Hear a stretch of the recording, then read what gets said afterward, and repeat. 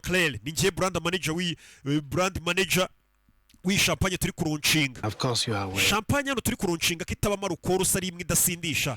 Aba mbona wewe umeze nk'uwanyweye ibyo urabizi. I am kind of drunk. Sinasinze. Ndabyemera. But I think that I'm perfect. Ariko ndakeka nje umuntu wakwamamaza champagne yanyu neza. No, I'm gonna do a little story about this because urabizi reka champagne nyikoreho n'inkuru ahubwo muri kano kanya reka ngira yivure bukuntu ndumu content creator mwiza itajya live. It's your girl Queen Pink. Umva n'umukobwa wanyu Queen Pinks yitwa Queen Pinks. Here at the Montclair.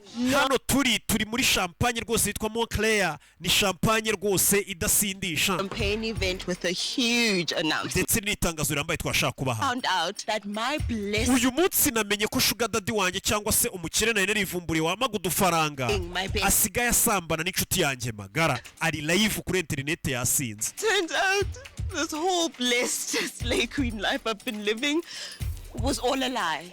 Nahise menya ko buno ubuzima nari mbayeho ngo mfite umugabo ubutera inkungu amafaranga kugira ngo mere neza buno ubuzima bwose ari ibinyoma. Buno buzima n'ubw'ubusinzi. Leza agenda ndeka njyenyine. Ali life ari kubwira abafana byasinze yanafuye. Declaration. Uyu munsi ngemeze none nk'utanze itangazo. No more fake. Bino bintu byo kubabeshya tukaba ubuzima bwa fake ntago nzongera kubikora yasinze. No more shady ass.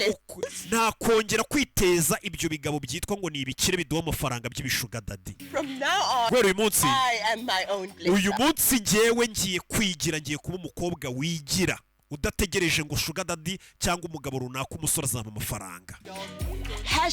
#detoxify. #detoxify. Detoxify. Naga hashtag ngahise avumbura. Outside, let's leave now. Tureke tugende tuve hano tugende. Mukobwa wasinze tuve hano tugende.